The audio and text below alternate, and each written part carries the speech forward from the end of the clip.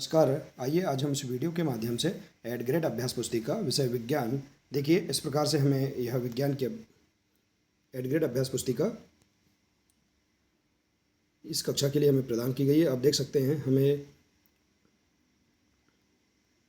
अलग अलग विषय की अलग अलग एड ग्रेड अभ्यास पुस्तिका प्रदान की गई है।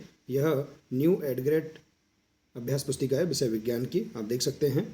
देखिए इस प्रकार से इस सत्र के लिए हमें यह एड ग्रेड अभ्यास पुस्तिका प्रदान की गई है। इसमें देखेंगे आप अलग अलग सभी अध्याय दिए गए हैं, विषय वस्तु दी गई है। अध्याय 1 से लेकर 11 तक सभी अध्याय दिए गए हैं। इन सभी अध्यायों का संपूर्ण हल हम इस चैनल के माध्यम से जानेंगे। तो आइए देखते हैं इस वीडियो के माध्यम से पाठ 1 अध्याय 1 भोजन के घटक। देखिए इसके सभी प्रश्नों के आंसर हम विज्ञान की पाठ्यपुस्तक से आसानी से कंप्लीट कर सकते हैं। यदि आप इसी प्रकार से इसके आगे के सभी अध्याय के संपूर्ण हल समझना चाहते हैं तो आप हमारे इस चैनल से जुड़े रहिए और इस चैनल को सब्सक्राइब अवश्य कर लें। साथ ही बेल आइकन को प्रेस जरूर कर लें ताकि आने वाले नए वीडियो सबसे पहले आप तक पहुंचते रहेंगे। तो आइए देखते हैं अध्याय 1 भोजन के घटक।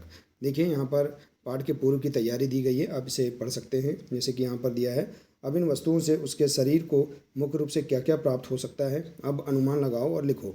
जैसे प्रोटीन दाल पालक की सब्जी में प्रोटीन होता है, चावल और रोटी में कार्बोहाइड्रेट, तेल और घी में वसा, टमाटर नमक में लवण और नमक में पानी। तो इस प्रकार से हम यहाँ पर इस सारणी को भर सकते हैं। इसके बाद देखिए बहुविकल्पी प्रश्न है। पहला प्रश्न है, निम्न में से प्रोटीन का जंतु स्रोत कौन सा है? तो जंतु स्रोत है दूध। इसके बाद है अगला प्रश्न, कुछ व्यक्तियों को अंधेरे या रात में कम दिखाई देने लगता है, ऐसा किस विटामिन की कमी के कारण होता है? तो विटामिन ए की कमी के कारण होता है। इसके बाद है आलू के कटे हुए भाग पर आयोडीन विलयन डालने पर आलू के कटे हुए भाग का रंग परिवर्तित होकर नीला या काला हो जाता है। यह परीक्षण आलू में किसकी उपस्थिति को दर्शाता है? तो स्टार्च या मंड की उपस्थिति को दर्शाता है।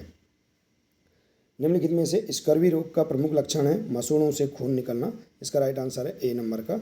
इसके बाद देखिए अगला प्रश्न है,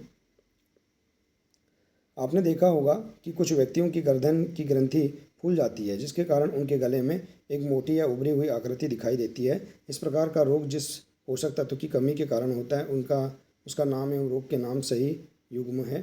तो इसका है आयोडीन और घिंगा रोग। इसके बाद देखिए अति लघुत्तरीय प्रश्न पहला है, भोजन के मुख्य पोषक तत्व कौन कौन से हैं, उनके नाम लिखिए। तो देखिए इसका राइट आंसर, हमारे भोजन के मुख्य पोषक तत्वों के नाम कार्बोहाइड्रेट, प्रोटीन, वसा, विटामिन तथा खनिज लवण हैं। प्रश्न दूसरा, प्रोटीन हमारे शरीर के लिए क्यों आवश्यक है? प्रोटीन के पादप स्रोत तथा जंतु स्रोत के नाम लिखिए। तो शरीर की वृद्धि तथा स्वस्थ रहने के लिए प्रोटीन हमारे शरीर के लिए आवश्यक है। मांस, मछली, सोयाबीन आदि प्रोटीन के स्रोत हैं। इसके बाद अगला प्रश्न है, आहारी रेशे या वृक्षांश के मुख्य स्रोत कौन कौन से हैं, इसका क्या कार्य है? तो आहारी रेशे के मुख्य स्रोत साबुत खाद्यान्न दाल, आलू, ताजे फल एवं सब्जियां हैं। और आहारी रेशे बिना पचे भोजन को बाहर निकालने में हमारे शरीर की सहायता करता है।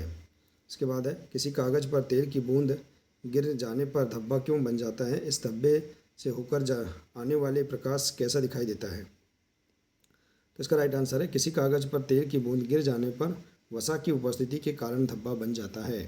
इस धब्बे से होकर आने वाला प्रकाश धुंधला दिखाई देता है। इसके बाद है लघुत्तरीय प्रश्न, कार्बोहाइड्रेट के प्रमुख स्रोतों को चित्र बनाकर उनके नाम लिखिए। तो आप कार्बोहाइड्रेट के प्रमुख स्रोत पपीता, आम, मक्का, गेहूँ, आलू, तरबूज, तो इनके चित्र भी आप बना सकते हैं, उनके नाम भी लिख सकते हैं। इसके बाद है विटामिन सी के प्रमुख स्रोतों को चित्र सहित बताइए। तो विटामिन सी के प्रमुख स्रोत हैं नींबू, आंवला, संतरा और टमाटर। तो इनके चित्र भी आप इस प्रकार से यहाँ चिपका सकते हैं, यहाँ बना सकते हैं। इसके बाद है अगला प्रश्न, अभावजन्य रोग किन्हें कहते हैं? तो देखिए वे रोग जो लंबी अवधि तक पोषकों के अभाव के कारण होते हैं उन्हें अभावजन्य रोग कहते हैं। इसके बाद अगला प्रश्न, संतुलित आहार हमारे शरीर के लिए क्यों आवश्यक है? तो एक या अधिक पोषक तत्वों के अभाव से हमारे शरीर में रोग अथवा विकृतियाँ उत्पन्न हो जाती हैं। अतः सभी अभावजन्य रोगों की रोकथाम हेतु संतुलित आहार हमारे शरीर के लिए आवश्यक है।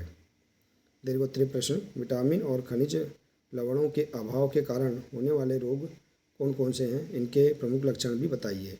तो देखिए विटामिन और अभावजन्य रोग और लक्षण। विटामिन ए दृष्टिहीनता, रतौंधी रोग। लक्षण है कमजोर दृष्टि, अंधेरे में कम दिखाई देना। विटामिन बी बेरी रोग, दुर्बल पेशियों और काम करने पर ऊर्जा में कमी। विटामिन सी स्कर्वी, मसूड़ों से खून आना। विटामिन डी रिकेट्स, अस्थियों का मुलायम होकर मुड़ जाना। आयोडीन गींगा गाइटर, गर्दन की ग्रंथियों का फूल जाना। और लोह अरक्ता, इसमें कमजोरी होती है। तो इस प्रकार से आप इसे कर सकते हैं। इसके बाद अगला क्वेश्चन है, तो क्वेश्चन नंबर 10, खाद्य पदार्थों में प्रोटीन का परीक्षण किस प्रकार किया जाता है, समझाइए। तो देखिए, जिस खाद्य पदार्थ का परीक्षण करना होता है तो पहले उसका पेस्ट अथवा चूर्ण बना लिया जाता है।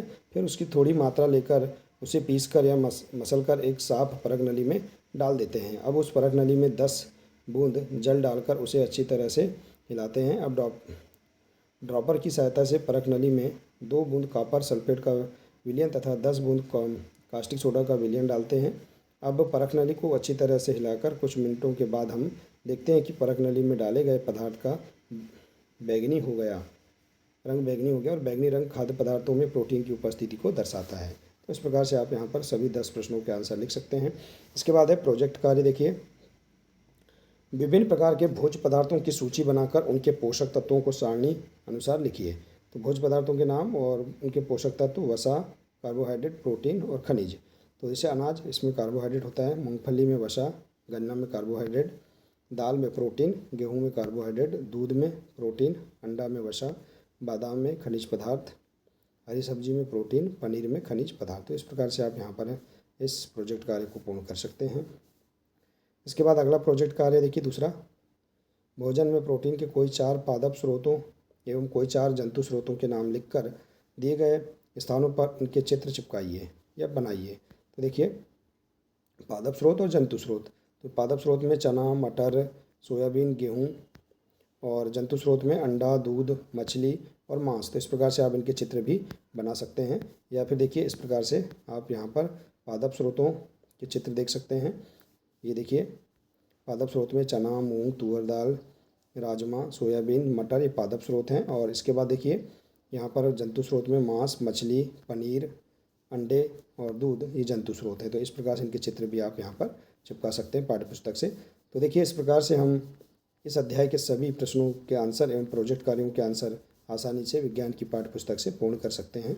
आशा है कि आपको इस अध्याय के सभी प्रश्नों के आंसर समझ में आ गए होंगे एवं प्रोजेक्ट कार्य भी समझ में आ गए होंगे।